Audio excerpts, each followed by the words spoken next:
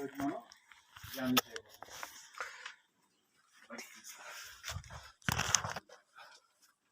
దేవునికి ఎవరంటే ఇష్టం అంటే మనకి చాలా మంది ఇష్టం. అవునా? మనకి మన తండ్రి అంటే ఇష్టము, తల్లి అంటే ఇష్టము, భార్య అంటే ఇష్టము, లేకపోతే ఆహార పదార్థాల్లో ఫలానా ఆహార పదార్థం అంటే ఇష్టం. అవునా? దేవునికి ఏమిటి ఇష్టం? దేవునికి ఏది ఇష్టం? అసలు వాస్తవానికి దేవునికంటే ఇష్టాలు ఉంటాయి కదా, ఉంటాయి లేదంట. దేవునికంటే ఒక ఇష్టం ఉంటుంది. కాబట్టి దేవునికి ఏది ఇష్టము అంటే మన ఇష్టం ఆయన ఇష్టం కాదు. ఆయన ఇష్టాన్నే మనము చెయ్యాలి. కాబట్టి దేవునికి ఎవరంటే ఇష్టం అంటారు ఎక్కువ? దేవునికి ఎవరంటే ఇష్టం? బైబిల్ అడుగుదాం, దేవునికి ఎవరు ఇష్టం? బైబిల్లో కొన్ని పదాలు ఉన్నాయి. అంటే దేవునికి ఎవరంటే ఇష్టమో అని దాని గురించి ఆలోచన చేసినప్పుడు మనం గ్రంథంలో సామెతల గ్రంథము 11వ అధ్యాయము 20వ వచనం చూసినప్పుడు దేవునికి ఇష్టలు ఎవరు అని చూసినప్పుడు ఒకసారి 11వ అధ్యాయము సామెతల గ్రంథము 20వ వచనాన్ని ఒకసారి చదవండి. మూర్ఖ చిత్తులు యెహోవాకు గేయులు. మూర్ఖ చిత్తులు అంటే యెహోవాకు గేయులు. యథార్థంగా ప్రవర్తించువారు ఆయనకి ఇష్టలు. అది మొదటిగా దేవునికి ఎవరంటే ఇష్టమట? యథార్థవంతులు.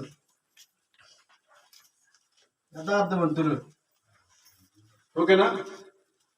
నెక్స్ట్ ఇంకా దేవునికి ఎవరు ఇష్టం అంటే సామెతల గ్రంథము 12వ అధ్యాయము 22వ వచనం చదవండి ఒకసారి. సామెతల గ్రంథము 12వ అధ్యాయము 22వ వచనాన్ని ఒకసారి మీరు చదవగలిగితే, అబద్ధమాడు పెదవులు యెహోవాకు హేయములు, సత్యవర్తనులు ఆయనకి ఇష్టలు. అది ఇంకా ఎవరంటే ఇష్టం దేవుని కట? సత్యవర్తనులు దేవునికి ఇష్టం. ఓకేనా? నెక్స్ట్ హెబ్రీ పత్రిక 11వ అధ్యాయము 6వ వచనం. హెబ్రీ పత్రిక 11వ అధ్యాయము 6వ వచనం చదువుదాం. విశ్వాసము లేకుండా దేవునికి ఇష్టలైనట అసాధ్యము. అంటే ఈ వాక్యాన్ని బట్టి దేవునికి ఎవరంటే ఇష్టమట? విశ్వాసులు అంటే దేవునికి ఇష్టం. విశ్వాసులు అంటే విశ్వాసంలో ఉండేవారు. విశ్వాసులు అంటే దేవునికి ఇష్టం.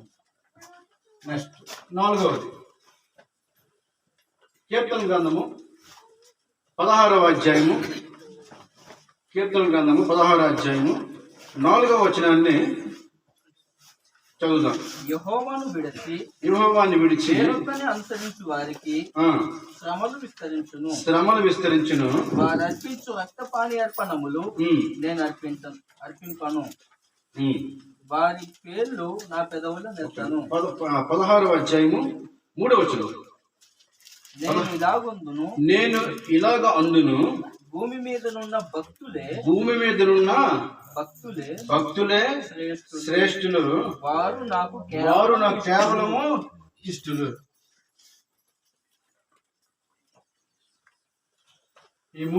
ఈ నాలుగింటిలో అంటే దేవునికి ఎవరు ఇష్టము అంటే మన ఇష్టాలు అనేకమైన ఉంటాయి. మనకి చాలా కోరికలు ఉంటాయి, చాలా ఇష్టాలు ఉంటాయి. కానీ దేవుని యొక్క కోరిక ఏంటి? దేవుని యొక్క ఇష్టం ఏంటి అంటే ఒకటి యథార్థవంతులు అంటే దేవునికి ఇష్టం. యథార్థవంతులు అంటే ఎవరు? యథార్థవంతులు అంటే అర్థం ఏంటి అంటే యథార్థంగా నడుచుకునేవారు. అంటే ప్లెయిన్ ఆర్ట్ అంటాం కదా, అర్థం ఏంటంటే లోపల ఒకలాగా బయట ఒకలాగా ఉండేటటువంటి వారు దేవునికి ఇష్టం ఉండదు. ఇప్పుడు ఒకేలాగా ఉండేవారు దేవునికి ఇష్టం. ఎందుకంటే దేవుడు యథార్థవంతుడు. అవునా? దేవుడు యథార్థవంతుడు అంటే దేవుని వాక్యము యథార్థమైనది. దేవుడు యథార్థవంతుడు, అదేవిధంగా దేవుని వాక్యము యథార్థమైనది. కాబట్టి దేవుడు ఏం కోరుకుంటాడంటే యథార్థవంతుల్ని కోరుకుంటాడు ఆయన. కాబట్టి దేవుడు లోపల ఒకలాగా బయట ఒకలాగా ఉంటాడు. ఆయన ఇప్పుడు ఒకేలాగా ఉంటాడు. కాబట్టి మనం కూడా ఆయనలా ఉండాలని ఆయన యొక్క ఇష్టం. అదేవిధంగా దేవునికి ఎవరు ఇష్టం అంటే సత్యవర్తనులు, అంటే సత్యముగా ఉండేవారు, సత్యాన్ని చెప్పేవారు. అక్కడ ఒక పదం వాడాడు గ్రంథకర్త, అబద్ధమోడి పెదవులు ఆయనకట అసహ్యము, సత్యవర్తనులు అనగా సత్యాన్ని బోధించేవారు, సత్యాన్ని అనుసరించేవారు, సత్యాన్ని చెప్పేవారు దేవునికి ఇష్టం. విశ్వాసులు దేవునికి, ఎందుకంటే విశ్వాసం లేకుండా దేవునికి అసాధ్యం. కాబట్టి విశ్వాసులు అంటే ఆయనకి చాలా చాలా ఇష్టం అన్నమాట. అవునా? నెక్స్ట్ అన్నిటికంటే ముఖ్యంగా ఇక్కడ చూస్తే 11:3 మనం కీర్తన గ్రంథంలో చూసాం కదా, కేవలం విష్ణు అన్నాడు. ఎవరి గురించి అన్నమాట? భక్తులు. అద్భుతమైన మాట అది. భూమి మీద ఉన్న భక్తులే శ్రేష్ఠులు, వారు నాకు కేవలం ఇష్టట. అంటే దేవునికి బాగా ఇష్టమైన వారు ఎవరు? భక్తులు. అవునా?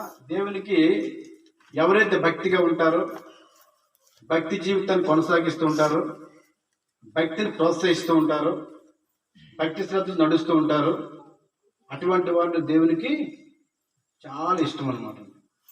ఇప్పుడు ఆ భక్తి గురించి మనం ధ్యానం చేద్దాం. ఎందుకంటే భక్తి అంటే మరి రకరకాలుగా ఉన్నాయి. ఈ భక్తుల గురించి మనం చూసినప్పుడు భక్తి అంటే ఏమిటో అనేటటువంటి అర్థాన్ని మనం తెలుసుకోవాలి. ముందు భక్తి అంటే అర్థం ఏంటో మొట్టమొదటి మనం తెలుసుకోవాలి. ఈ లోకంలో ఉన్నటువంటి వారు భక్తులు ఎలా చేస్తున్నారు? లోకంలో ఉన్నటువంటి మతశాఖలు కానీ, మతశాఖల భక్తి ఉంటుంది. లోకంలో ఉన్నటువంటి లోకంలో భక్తి ఉంటుంది. అసలు భక్తి అంటే మనం అనుకుంటాం చాలా సందర్భంలో, ఆదివారం చర్చికి రావడం భక్తి అనుకుంటాం. అవునా? కానుకలు ఇవ్వడం భక్తి అనుకుంటాం. ప్రభు సన్నిధిలో కూర్చోవడం, వాక్యం ఇవ్వడం భక్తి అనుకుంటాం. అవునా? ఇవి మాత్రమే భక్తి ఇంకేమైనా ఉన్నాయా? భక్తి అంటే ఇదేనా ఇంకేమైనా ఉన్నాయా? అసలు భక్తి అనే మాటకి అర్థం ఏంటంటే, దేవుని వాక్యంలో ఇంగ్లీష్లో ఈ మాటని గాడ్లీనెస్ అనే మాట ఉపయోగించారు. గాడ్లీనెస్, ఇంగ్లీష్లో గాడ్లీనెస్ అన్నాడు. దీన్ని గ్రీకులో ఇసుబియా అనే మాట ఉపయోగించారు. ఈ మాటకి గ్రీకులో ఇసుబియా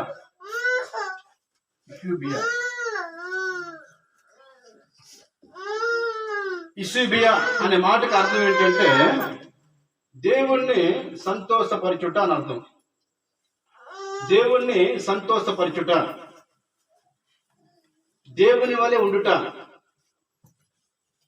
దేవుణ్ణి సంతోషపరచుట, దేవుని వలె ఉండుట, క్రీస్తు వలె జీవించుట, దాని యొక్క అర్థం.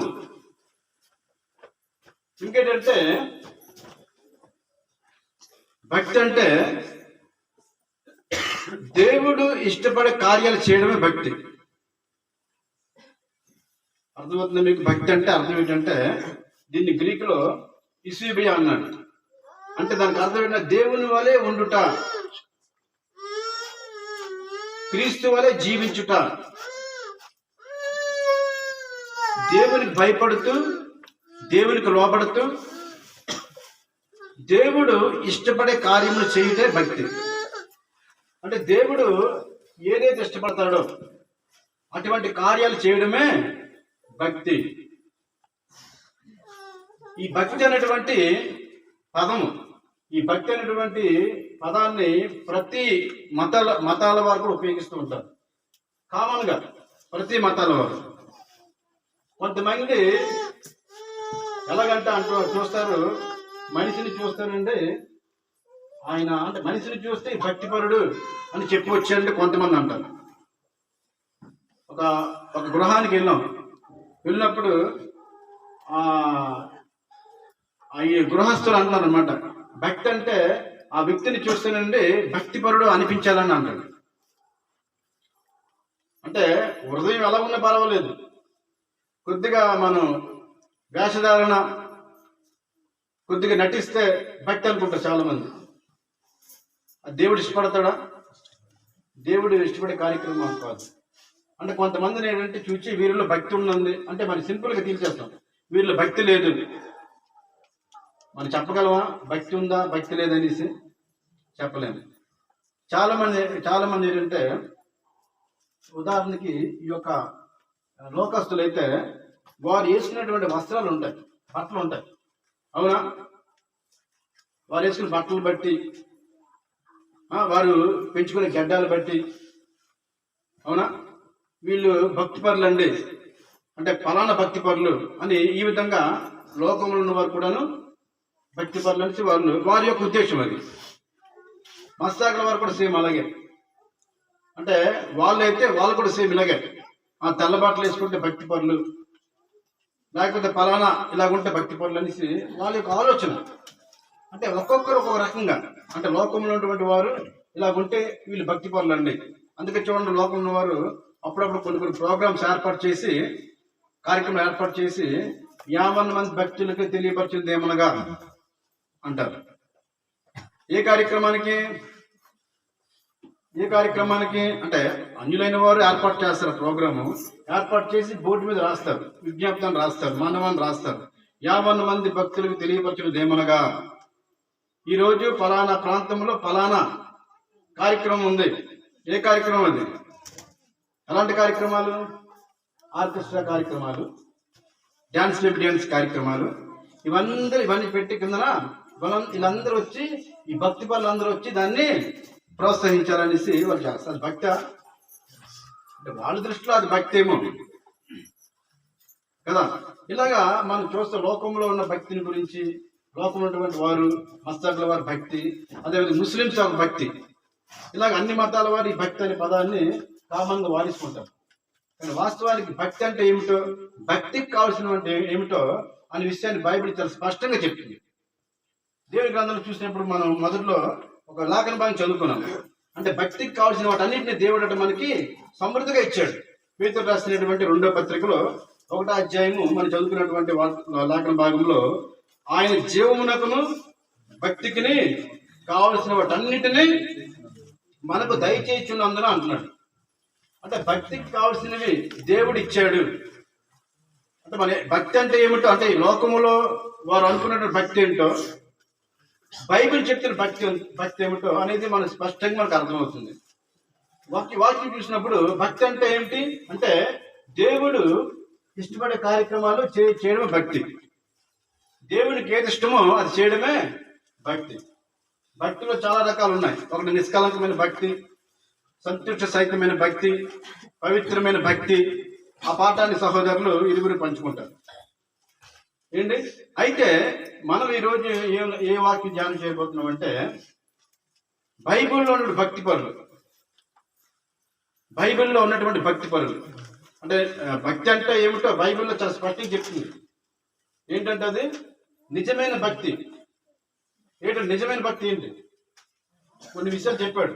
యాకోబు రాసిన పత్రిక 1వ అధ్యాయము 27వ వచనాన్ని మనం చూసినప్పుడు నిజమైన భక్తి ఏంటో, అంటే భక్తికి కావాల్సిన దేవుడు ఇచ్చాడు. ఇందులో నిజమైన భక్తి, నిజమైనటువంటి భక్తి ఏంటో అక్కడ 3 విషయాలు చెప్తున్నాడు. 3 సంగతులు వివరిస్తున్నాడు ఆయన.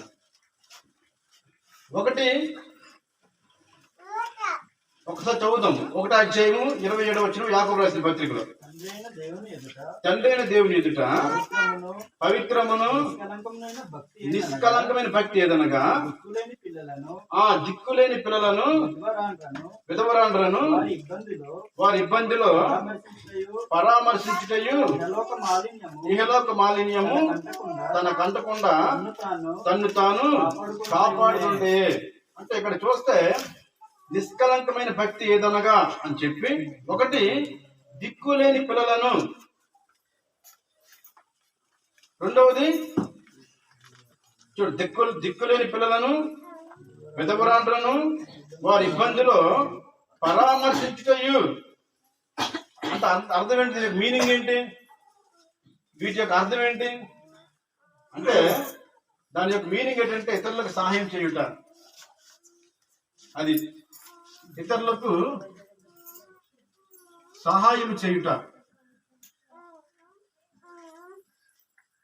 నిజమైన భక్తి. అది ఇంకేమంటాడంటే అక్కడ రెండో మాట మనం చూసినప్పుడు ఇహలోక మాలిన్యము తనకు అంటకుండా, అంటే పాపము మనకట అంటకూడదు. ఏంటి అంటకూడదు? ఇహలోక మాలిన్యం. ఒకసారి మరి వెలిగింపబడి మరలా మన పాపం జోలికి పోకూడదు.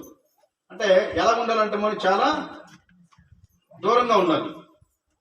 ఇహలోక మాలి అంటకుండా మనం చాలా దూరంగా ఉండాలి.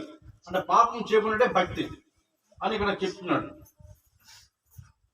అదేవిధంగా మూడవది చెప్తున్నట్టు అక్కడ పై వచనాలు చూసినప్పుడు 26వ వచనంలో ఇదే యాకోబు రాసిన పత్రిక 1:26లో ఎవడైనాను నోటికి కళ్ళను పెట్టుకొనక తన హృదయమును మోసపరుచుకొనిచ్చు భక్తి గలవాడినని అనుకొని ఎడలా వాడి భక్తి అట వ్యర్థం. అంటే నోటిని కంట్రోల్ చేసుకోవాలి. అంతేనా? నోరుని ఏం చేయాలంటే మనం స్వాధీనపరచుకోవాలి. మన నోరుని స్వాధీనపరచుకోవాలి. మన నోరుని స్వాధీనపరచుకోవాలి.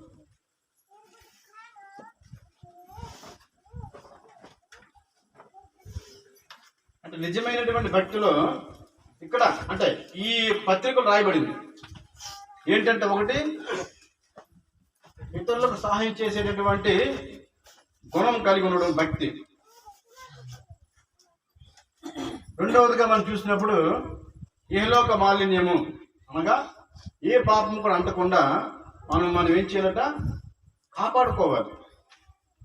మనం అనేక విషయాలు కాపాడుకుంటాం కదా. కాబట్టి మనకు మనంగా కాపాడుకోవాలి. ఎలాగంటే పాపం చేయకుండా పరిశుద్ధంగా జీవించేలాగున మనం జాగ్రత్తగా మనం ఏం చేయాలట? కాపాడుకోవాలి. అదేవిధంగా చూసినప్పుడు మన నోటిని ఏం చేసుకోవాలట? స్వాధీనపరచుకోవాలి.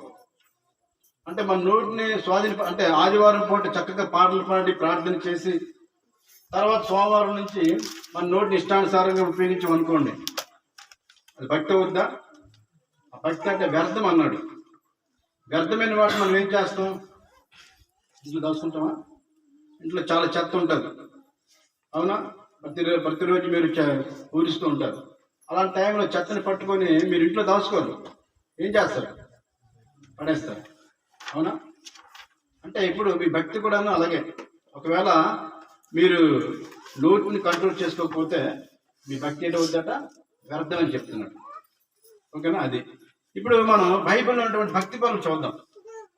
అంటే దేవుని వాక్యం సెలవిస్తుందంటే భక్తికి కావలసిన వాటిని దేవుడు దయచేసినందున, అంటే ఇది భక్తి అనేసి బైబిల్ చాలా పుస్తకంగా చాలా విషయాలు, ఇది భక్తి, ఈ భక్తి చేస్తేనే మీరు దీవించబడతారు, ఈ భక్తి చేస్తేనే మీరు ఆశీర్వదించబడతారు అని చెప్తున్నాడు.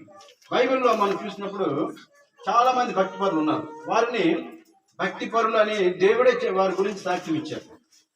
బైబిల్లో భక్తి పరులు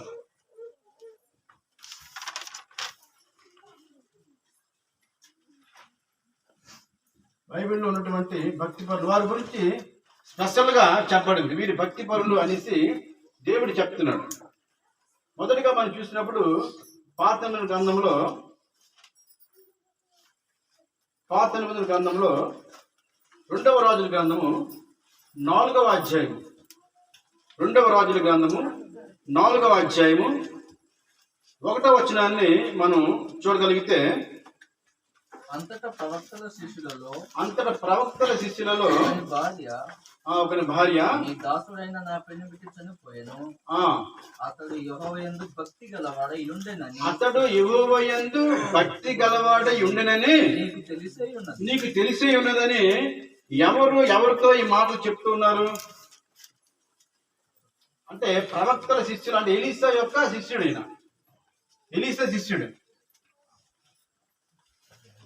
ఎలీసా శిష్యుడైన 2వ రాజుల గ్రంథము 4వ అధ్యాయం 1వ వచనం చూసినప్పుడు ఈయన కొరకు ఎవరు సాక్ష్యం ఇస్తున్నారు? ఈయన కొరకు ఇచ్చేటటువంటి సాక్ష్యం ఎవరు? ఈయన భక్తిపరుడు అని తెలుసు అని అంత ఖచ్చితంగా చెప్తున్నటువంటి ఆమె ఎవరు? ప్రవక్తల శిష్యులు. అంటే ఎలీషా దగ్గర చాలా మంది శిష్యులు ఉన్నారు, అవునా? ఎలీషా దగ్గర చాలా శిష్యులు ఉన్నారు, వాళ్ళందరూ కూడాను ఆయన ట్రైనింగ్ అవుతున్నారు. అయితే అందులో ఒక వ్యక్తిని గురించి మాత్రము తన భార్య ఇస్తున్నటువంటి సాక్ష్యం ఏం చెప్తాడంటే, నీ దాసుడైన నా పెనిమిటి చనిపోయాను, అతడు యెహోవా యందు భక్తి గలవాడై యుండునని తెలిసి ఉన్నది. అంటే అతని భక్తి చేశాడు, భక్తిగా ఉన్నాడు. ఈరోజు తన భార్యని గురించి, తన భర్తని గురించి, తన తండ్రిని గురించి, తన తల్లిని గురించి ఎవరైనా ఇటు సాక్ష్యం పొందుతున్నారా? ప్రశ్న. నీ భార్య, నా భర్త భక్తిపరుడు యథార్థంగా చెప్పగలదా? ఇప్పుడు చెప్పగలరు వాళ్ళు?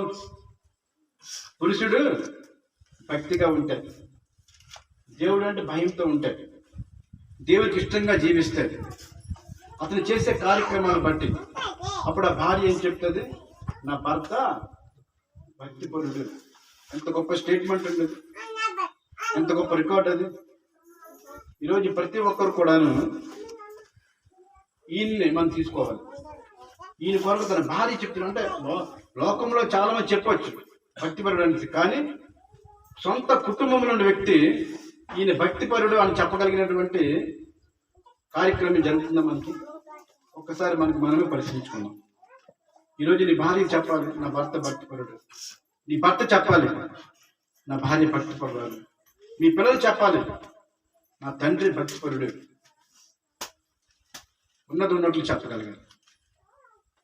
అంటే ఆయన అలా బ్రతికాడు కాబట్టి, ఆయన అలా జీవించాడు కాబట్టి ఆయన కొరకు ఆయన భక్తిపరుడు అనేసి అంత చక్కగా చెప్పడం జరిగింది. అదేవిధంగా ఇదే మనం అధ్యాయం చూసినప్పుడు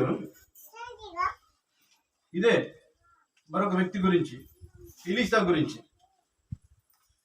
గురించి 8వ వచనం 9వ వచనం చూసినప్పుడు 2వ రాజుల గ్రంథము 4వ అధ్యాయము 9వ వచనం చూసినప్పుడు, కాగా ఆమె తన పెనిమిటిని చూచి మన యొద్దకు వచ్చుచూ పోచున్నవాడు భక్తి గల దైవజనుడని. ఎవరి గురించి చెప్తున్నారండి ఇక్కడ? ఎలీషా గురించి ఎవరిచ్చిన స్టేట్మెంట్ ఇది? ఎవరిచ్చినటువంటి సాక్ష్యం అది? ఇక్కడ పైన 8వ వచనం చెప్తున్నాడు, ఒక దినమందు ఎలీషా సునేమి పట్టణంలో పోగా అచ్చట గనురాలైన ఒక స్త్రీ, ఆమె పేరైతే రాయబడలేదు కానీ ఆమె సునేమిరాలని, గనురాలని, ఒక నోటబుల్ ఉమెన్ అనేసి ప్రత్యేకంగా రాయబడింది. ఆమె చెప్తుంది. ఎవరితో చెప్తుంది ఈ మాట? ఎవరు చెప్తే? తన భర్తతో చెప్తుంది. తన భర్త చెప్తుంది, అయ్యా మన ఇంటికి వస్తూ పోతున్నటువంటి ఈ దైవజనుడు ఎలీషా, ఆయన సామాన్యుడు కాడు, ఆయన దైవజనుడు అని చెప్పి, భక్తిగల దైవజనుడు, మామూలు టైటిల్ కాదు ఈయన, భక్తిగల దైవజనుడు. ఈయన గురించి ఆ సహోదరి లేకపోతే ఆ యొక్క సునీమారాలు ఇచ్చినటువంటి స్టేట్మెంట్ ఏంటంట? భక్తిగల దైవజనుడు, భక్తిగల దైవజనుడు.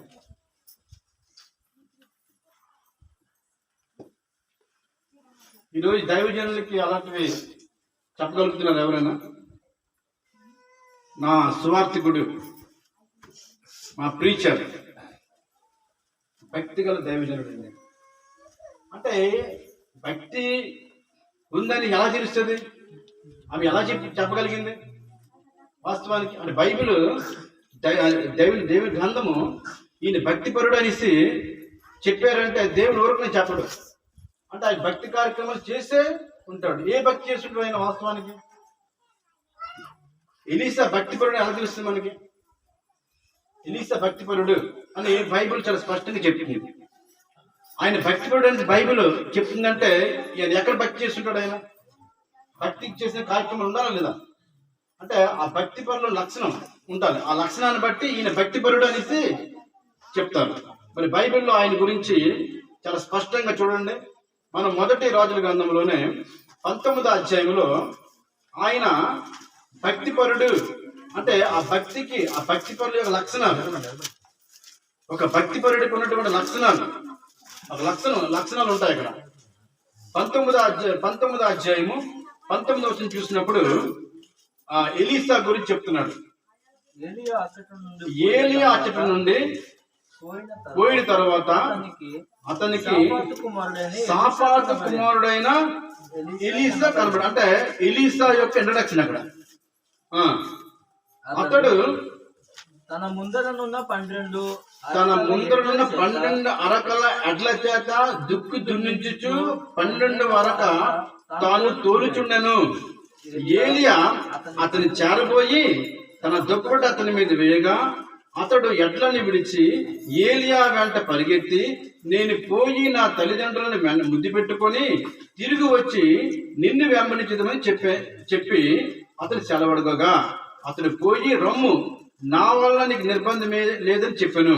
అందుకు అతడు అతను విడిచి వెళ్ళి కాడి ఎడ్లను తీసి వధించి వాటి మాంసమును గొర్తి నగల చేత వంట చేసి జనులకు వడ్డించెను. వారు భోజనం చేసిన తర్వాత అతడు లేచి ఏలియా వెంబడి అతనికి ఉపచారం చేయించుండెను అని మాట కనబడుతుంది. ఇప్పుడు ఎలీసా భక్తిపరుడు అని బైబిల్ చాలా స్పష్టంగా చెప్తుంది కదా. మరి దేన్ని బట్టి భక్తిపరుడు అనేసి దేవుడు చెప్పుంటాడు? ఇక్కడ కొన్ని లక్షణాలు ఉన్నాయి ఆయనకి. ఏంటంటే ఆయన వాస్తవానికి ఆయన భూస్వామి, ల్యాండ్లార్డ్, ఆయన ధనవంతుడు. అలాంటి సమయంలో ఆయన ఏం చేస్తాడు తెలుసండి? ఆయన భక్తి అంటే అర్థం ఏంటంటే ఇక్కడ ఆయన లక్షణాలు, ఒకటి ఆయనకి కష్టపడి పనిచేసేటటువంటి తత్వం ఉంది. ఆయనకి కష్టపడి పనిచేసే తత్వం ఆయనకు ఉందా లేదా? అంటే 12 అరకల ఎడ్లనట్టు ఆయన ఏం చేస్తున్నాడు? దున్నుతూ ఉన్నాడు. అంటే మాటలా అంటే ఆయన వ్యవసాయ, ఆయన రైతు కుటుంబంలోకి వచ్చున్నాడు. ఆయన తన యొక్క జాబ్ని ఆయన ఏం చేస్తున్నాడా లేదా? చేస్తున్నాడా? అంటే ఈరోజు ఎవరైతే కష్టపడి పని చేస్తారో, పని చేసిన ప్రతి ఒక్కరు కూడాను దైవ లక్షణం ఒక లక్షణం ఉంది. అంటే బైబిల్ అది చెప్తుంది కదా, వాక్యం ఏం చెప్తుంది? తండ్రి దేవుడు మొదట ఆదాము కావుకి ఏం పని పెట్టాడు లేదా? జాబు. అంటే జాబు లేకుండా దేవుడు వాళ్ళకి ఏర్పాటు చేయలేదు. అంటే ప్రతి ఒక్కరు కూడా కష్టపడి పని చేయాలి. కష్టపడి పని చేయకుండా నేను దైవ భక్తుడిని, దైవ భక్తి నాకు ఉందంటే అది సరిపోదు. సేవకుడైతే సేవ చేయాలి కష్టపడి. సేవకుడు కాకపోతే నీ పని నువ్వు చేసుకోవాలి. ఎవరైనా సరే, ఇంట్లో ఉన్నటువంటి యవనస్తులైనా సరే, యవన స్త్రీలే కానీ, యవన పురుషులే కానీ, దేవుడు మీకు అప్పగించినటువంటి ఆ యొక్క బాధ్యతను మీరు ఏం చేయాలి? నిర్వర్తించాలి. 24 గంటలు బైబిల్ చదువుతానండి, ప్రార్థన చేస్తానండి, చర్చికి వెళ్తానండి, వాక్యం చదువుతానండి అంటే భక్తి సరిపోతుంది. కుటుంబ బాధ్యత కూడా మీరు తీసుకోవాలి. అవునా? ఎలీసా ఆయన చక్కగా పనిచేసే గుణం ఆయనకు ఉంది. అవునా లేదా? ఈ వాక్యాన్ని బట్టి. ఆ తర్వాత మరొక లక్షణం ఆయనకు కనబడుతుంది ఇందులోని. ఎలీసాని ఏలియా పిలుస్తాడు. పిలిచిన తర్వాత ఆయన ఒక మాట అంటాడు. ఏమంటాడంటే, ఒక్కసారి నేను దీన్ని వెళ్ళి నా తల్లిదండ్రులను ముద్దు పెట్టుకొని తిరిగి వచ్చేది నాకు. ఇక్కడ ఆయనలో ఉన్నటువంటి లక్షణం ఏంటి కనబడుతుంది మనకి? తల్లిదండ్రులను సన్మానించేటటువంటి ఒక మంచి లక్షణం ఆయనకు ఉందా లేదా? తల్లిదండ్రులను ప్రేమించే మనసు ఆయనకు ఉంది. తల్లిదండ్రులను గౌరవించే మనసు ఉంది. ఈరోజు తల్లిదండ్రులను గౌరవించకుండా, తల్లిదండ్రులను ప్రేమించకుండా, తల్లిదండ్రులను వారి మాట వినకుండా, వారికి విధేయత చూపకుండా, వారిని సన్మానించకుండా నేను భక్తిపరునంటే నీ భక్తి కాదు. ఎలీషాలో ఉన్నటువంటి మంచి గుణం ఏంటంటే తల్లిదండ్రులను ఆయన ఏం చేస్తున్నాడు? సన్మానిస్తున్నాడు. సన్మానించినటువంటి గుణం ఆయనలో కనబడుతుంది. తల్లిదండ్రులు సన్మానించే గుణం కనబడుతుంది. ఈరోజు నువ్వు తల్లిదండ్రులు సన్మానిస్తున్నావా లేదా? ఎవరు సన్మానించాలి? తల్లిదండ్రులు సన్మానించాలి. నీ తోటి సేవకుడిని, అంటే నీతో ఉన్నటువంటి ఈ సేవకుడిని మీరు ఏం చేయాలి? సన్మానించాలి, వారికి లోబడాలి. అంటే తల్లిదండ్రులు అంతా సన్మానిస్తారు, అలాగే నీ యొక్క ప్రీచర్ని, ఈ సువార్థికుని కూడాను అంతకంటే ఎక్కువగా వారిని సన్మానించాలి, వారిని గౌరవించాలన్నటువంటి అవసరం అంతైనా ఉంది. అప్పుడే నువ్వు భక్తిపరుడివి. తల్లిదండ్రులు తృణీకరించి లేకపోతే సేవకుని తృణీకరించినటువంటి వారు వారి భక్తిపరులు కారు అనే విషయాన్ని మనం గమనించాలి. అలాగే మూడవదిగా మనం చూసినప్పుడు ఇక్కడ ఇంకొక మాట కనబడుతుంది. ఆయన భక్తిపరుడు అనే దానికి మరొక లక్షణం కనబడుతుంది. ఏంటంటే అక్కడ ఉపచారం చేసే గుణం. ఉపచారం చివరి వచనం, అదే అధ్యాయంలో చివరి వచనంలో ఆయన అందుకతడు అతన్ని విడిచి వెళ్ళి కాడి ఎడ్లను తీసి వధించి వాటి మాంసములను గొర్రెనగల చేత వంట చేసి జల్లుకు వడ్డించెను. వారు భోజనం చేసిన తర్వాత లేచి ఏలియా వెంబడి వెళ్ళి అతనికి ఉపచారం చేసి ఉండెను. అంటే ఈయన దేనికి లేడు? ఏలియా ఎందుకు పిలిచాడు? ఏలియా దగ్గర ఏం చేస్తున్నాడు?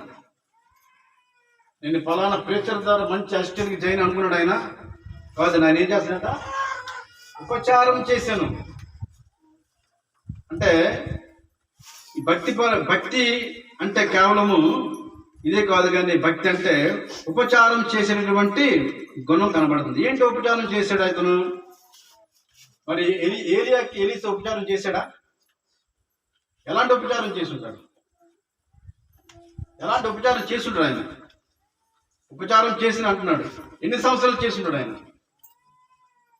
దగ్గర 7 సంవత్సరాలు ఏలియా దగ్గర ఎలీషా ఆయన చాలా నేర్చుకున్నాడు. ఆయనకు ఉపచారం చేశాడంటే మరి ఎలాంటి ఉపచారం అంటే ఏంటి అసలుకి? అంటే దైవజనుడి వెంట వెళ్ళి, అంటే ఆ యొక్క సేవకుని వెంట వెళ్ళి ఆయనకి పరిచయం చేయడం. అవునా? మనకు అర్థమయ్యే భాషలో చెప్తున్నాను మీకు. ఒక సేవకుడు అనుకోండి, ఆయనకి అంటే వాస్తవానికి ఆయన చేస్తే ఏలియా యొక్క బట్టలు కూడా ఉతికేవాడట, ఏలియా బ్యాగ్ మోసేవాడు. ఏలియా భోజనం చేస్తున్నప్పుడు ఆయన చేతులు కడుక్కోవడానికి వాటర్ ఇచ్చేవాడు, అంటే వేసేవాడు. ఇప్పుడు చూడండి, ఫస్ట్ ఇక్కడ 2వ రాజుల గ్రంథం 3వ అధ్యాయంలో మనకు కనబడుతుంది మాట. నీళ్లు పోయిచ్చు వచ్చాను కనబడుతుంది. 4వ అధ్యాయము 3వ అధ్యాయం 11వ వచనంలో 3:11 యెహోషాపాతు అతని ద్వారా మనము యెహోవా యొద్ద విచారణ చేయుటకు యెహోవా ప్రవక్తలలో ఒక్కడైన నిచ్చుట లేడా అని అడిగాను. అంత ఇశ్రాయేలు రాజు సేవకులలో ఒకడు, చూడండి ఎలాంటి సైకిల్ ఉంది ఎలీసాకి. ఏలియా చేతుల మీద నీళ్లు పోయిచ్చు వచ్చిన సాపాతు కుమారుడైన ఎలీసా ఇక్కడ ఉన్నాడు. ఇక్కడ ఏలియాకి ఎలీసా ఏం చేస్తున్నాడు? అర్థమైందన్నమాట. ఏలియా చేతుల మీద నీళ్లు పోయిచ్చు అంటే ఏలియా భోజనం చేస్తే ఆయన ఏం చేశాడట? నీళ్ళు పోసాడు. అంటే ఇక్కడ సింపుల్గా చెప్పాడు అంతే. అంటే ఏలియా యొక్క ప్రతి పరిచర్య ఎలీసా ఏం చేశాడంటే ఉపచారం చేస్తాడు. ఉపచారం చేసే వారికి దీవెనలు ఉంటాయి లేవా? చాలా ఎక్కువ ఆశీర్వాదాలు ఉంటాయి. ఉపచారం చేసిన వారికి ఉపచారము మరొకడు అన్నాడు. అంటే ఉపచారం చేయాలి, పరిచర్య చేయాలి. అవునా? అలా చేయగలిగితే దేవుడు తప్పనిసరిగా దీవిస్తాడు. నెక్స్ట్ ఈయనలో ఉన్నటువంటి మరి యొక్క లక్షణం చూడండి. అతనిలో దైవభక్తికి సంబంధించినటువంటి లక్షణం ఉంటుంది ఆయనకి. ఈ 5వ అధ్యాయంలో మనం చూస్తే, ఈ 5వ అధ్యాయంలో మనం పూర్తిగా చదువుతాం. మనం చదివినప్పుడు సిరియా రాజు అయినటువంటి సైన్యాధిపతి నయమాన్ ఉంటాడు. ఆయనకు కుష్ఠవ్యాధి ఉంటుంది. అప్పుడు ఒక ఇశ్రాయేలు చిన్నది ఏం చేస్తుందంటే, పలానా ప్రాంతానికి వెళ్తే ఆయన ప్రార్థన చేస్తే స్వస్థత జరుగుతుంది అని చెప్తుంది. అప్పుడు ఈ యొక్క నయమాన్ అనే వ్యక్తి ఎక్కడికి వెళ్తాడు? ఎలీసా దగ్గరికి వెళ్తాడు. వెళ్ళినప్పుడు ఎలీసా చెప్పిన మాట కొద్దిగా కష్టం అనిపించిన తర్వాత తన సేవకుడు చెప్పిన మాటను ఆలకించి ఆయన యోర్దాను నదిలో 7 సార్లు మునుగుతాడు. మునిగిన తర్వాత ఆయన కుష్టి వ్యాధి అంతా పోతుంది. పోయిన తర్వాత ఇప్పుడు గెహజీ అనేటువంటి ఇక్కడ నయమాను చాలా గిఫ్ట్లు ఇస్తాడు. అంటే మంచి మంచి వచ్చినప్పుడే ఈ దైవజనుడికి వెళ్తున్నాను కాబట్టి, నేను స్వస్థపరచబోతాను కాబట్టి, నాకు అతను మేలు చేస్తే నేను చాలా అతనికి గిఫ్ట్లు ఇవ్వాలి, కానుకలు ఇవ్వాలని తీసుకొస్తాడు. అప్పుడు ఈ యొక్క ఎలీసా తీసుకోడు. ఎందుకు తీసుకోవడం? ఎలీసా తీసుకోడు. ఎందుకు తీసుకోవడం? ఎందుకంటే అన్యుడు ఒకవేళ స్వస్థ జరిగిన తర్వాత నేను డబ్బులు ఇచ్చాను కాబట్టే నన్ను స్వస్థపరిచాడు, తెగిపోయిన ఇంతతో అనుకుంటారు. కానీ ఎలీసా మరి తీసుకోలేదు. ఎవరు తీసుకుంటాడు అప్పుడు ఆయన ఇచ్చిన గిఫ్ట్ల గురించి? గెహజీ తీసుకుంటాడు. అంటే ఎలీసాలో ఏం లేదు. ఇప్పుడు ఎలీసాలో ఏం లేదండి, ధనాపేక్ష లేదు.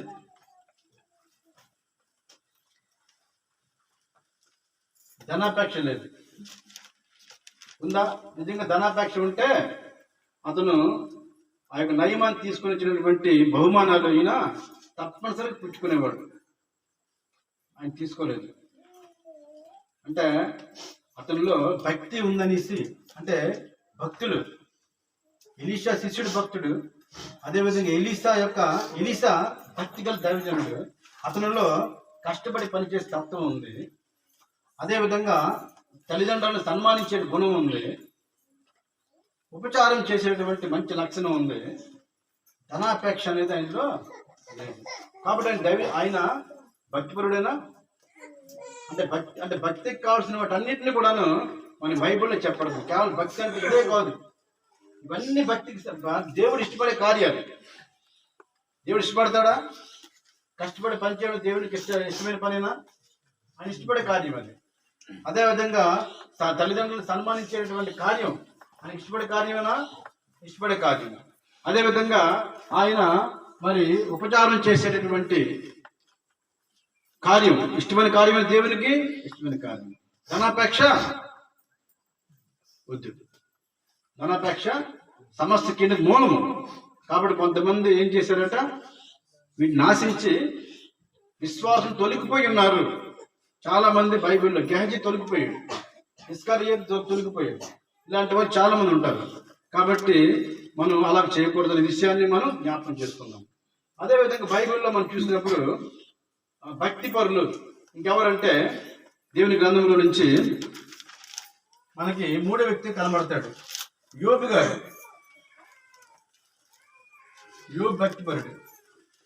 యోబు గారు భక్తిపరుడు. 4వ అధ్యాయము, యోబు గ్రంథం 4వ అధ్యాయము 6వ వచనం చదివితే అక్కడ తన ఫ్రెండ్, తన స్నేహితుడు ఆయన కొరకు స్పష్టంగా చెప్తాడు. ఒకసారి చదవండి అమ్మ వాక్యం. నీ భక్తి నీకు ధైర్యం పుట్టింపదా. అంటే ఇప్పుడు ఆయన భక్తిపరుడనా కాదా? ఎవరు ఇచ్చినటువంటి స్టేట్మెంట్ అది? ఆయన ఫ్రెండ్ ఇచ్చిన స్టేట్మెంట్ అది. అవునా కాదా? ఒక స్నేహితుడు కూడాను మన గురించి ఈ భక్తి గురించి చెప్పాలి. మనం అనేక మంది స్నేహితులు ఉంటాం, అనేక మంది తిరుగుతూ ఉంటాం, అనేక మంది ఫ్రెండ్షిప్ కలిగి ఉంటాం, సహవాసం కలిగి ఉంటాం. ఈరోజు వారు కూడా మన గురించి ఏం చెప్పాలి? నీవు భక్తిపరుడవు అని చెప్పాలి. ఇక్కడ యోబు గారి గురించి ఆయన భక్తిపరుడు అనేసి తన స్నేహితుడు చెప్పాడు.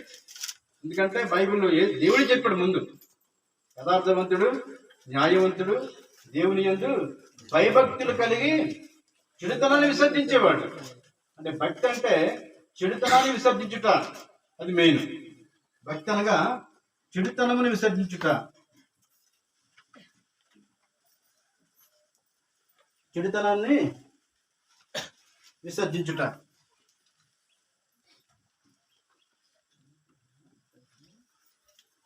చెడుతనాన్ని ఏం చేయాలమ్మా మనం? చెడుతనం అంటే ఏంటి రమేష్? చెడుతనం అంటే ఏంటి చెప్పనవసరం లేదు. ప్రపంచమంతా చెడుతనం ఉంది, అవునా? కాబట్టి మనం విసర్జించాలట, విసర్జించాలంతే. మనకి తుమ్ము వస్తుంది, జలుబు వస్తుంది, విసర్జిస్తాం. ఇంట్లో పెట్టుకోం కదా దాన్ని పట్టుకొని, అవునా కదా? అలాగనమాట చెడుతనం అంటే ఏం చేయాలి? విసర్జించాలి, అసహించుకోవాలి. దేవునికి ఇష్టం అనమాట. అంటే యోబు గారు ఆయన చెడుతనాన్ని ఆయన విసర్జించుకున్నారు. ఆయన గురించి చెప్పాలి బోల్డ్ స్టోరీ ఉంది. నెక్స్ట్ దేవుని గ్రంథంలో మరొక భక్తిపడి చూద్దాం. దేవుని గ్రంథంలో లూకా సువార్త 2వ అధ్యాయం 25వ వచనం. లూకా సువార్త 2వ అధ్యాయము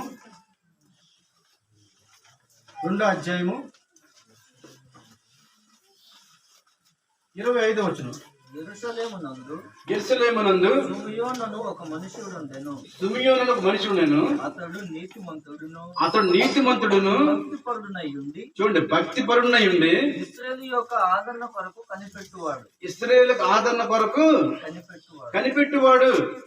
ఆత్మ అతని మీద ఉండెను. అది ఇక్కడ ఈయన కొరకు ఏం చెప్పబడుతుందంటే, ఆయన ఇశ్రాయేలు కొరకట ఆదరణ అంటే ఆయన ఇతరుల కొరకు ఏం చేసేవాడు అంటే ప్రయాసపడేవాడు, ఇతరుల కొరకు ప్రార్థన చేసేవాడు. సుమియోని గురించి చాలా స్పష్టంగా చెప్తుంది. అతను నీతిమంతుడిని భక్తిపరుడినై ఉండి ఇశ్రాయేలు యొక్క ఆదరణ కనిపెట్టేవాడు.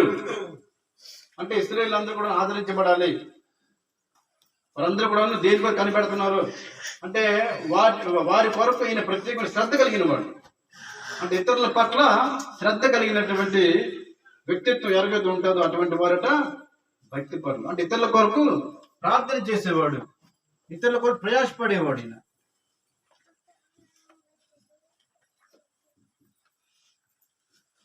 ప్రార్థన చేసేవాడు అని రాసుకుని. లేకపోతే ఈరోజు మనం ఎవరి కొరకైనా ప్రార్థన చేయకపోతే మనలో ఏం లేనట్టు? భక్తి లేనట్టు. మనం ప్రార్థన చేయకపోతే ఇతరుల కొరకు మనం పాపం చేసినట్లే అనేసి మరి సమూయేలు గ్రంథంలో మనకు కనబడుతుంది. కాబట్టి మన ఇతరుల కొరకు ఏం చేయాలి? ప్రార్థన చేయాలి.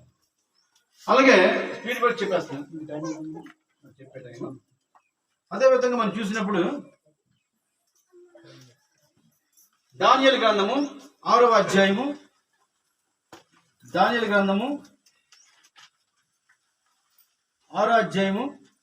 23వ వచనం చూసినప్పుడు అక్కడ దానియేలు గారి గురించి కూడాను మనకు రాయబడుతుంది. ఈయన భక్తిపరుడు అనేసి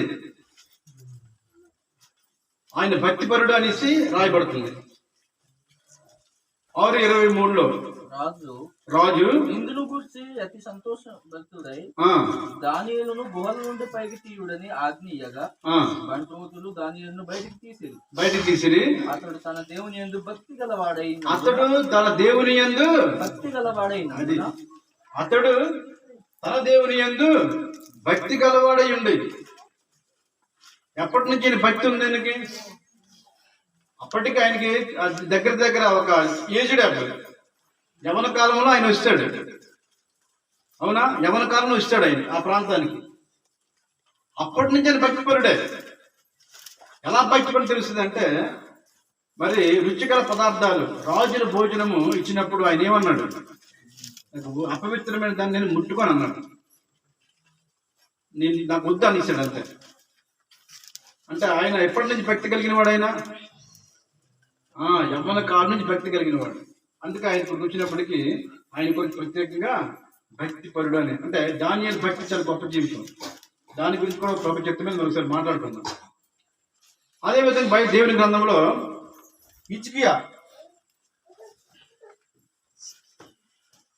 హిజ్కియా భక్తిపరుడు 32వ అధ్యాయము 32వ వచనము 2వ దినవృత్తాంతాల గ్రంథము 32వ అధ్యాయము 32వ వచనం చూసినప్పుడు అక్కడ ఆయన నుంచి రాయబడుతుంది. హిజ్కియా చేసిన ఇతర కార్యములను గూర్చి అతడు చూపిన భక్తిని గూర్చి అంటే ఆయన ఏం చూపించాడు? భక్తి. హిజ్కియా భక్తిపరుడైన ఆయన అంటే చాలా భక్తిపరుడు. తన తండ్రి అంత భక్తి లేదు. తన తండ్రి కాలంలో దేవాలయం మూసేశారు. ఈయన వచ్చిన తర్వాత ఏం చేశాడు? ఆయన దేవాలయం తెరిచాడు, చిన్నాభిన్నం చేశాడు, దైవ కార్యాలు ఆయన ఏర్పాటు చేశాడు, పస్కా పండుగ ఏర్పాటు చేశాడు, చాలా మంచి కార్యాలు చేశాడు ఆయన. హిజ్కియా యొక్క మరి చరిత్ర చాలా గొప్పది. అందుకే ఆయన గురించి ఏం రాయబడింది అంటే మూత వేయబడినటువంటి ఆ యొక్క దేవుని మందిరాన్ని ఆయన తెరిచాడు. ఆయన భక్తి ఉన్నట్లు అయినట్ల తండ్రిలాగా ఆయన కూడాను విగ్రహం చేసినట్లయితే ఆయన భక్తిపరుడు అని రాయబడదు. కాబట్టి ఆయన భక్తిపరుడు అనేసి మనకు తెలియజేస్తుంది. అదేవిధంగా మనం చూసినప్పుడు కొత్త గ్రంథంలో వచ్చినప్పటికీ మరి అపోస్తల కార్యములు 22వ అధ్యాయము 12వ వచనం. అపోస్తల కార్యములు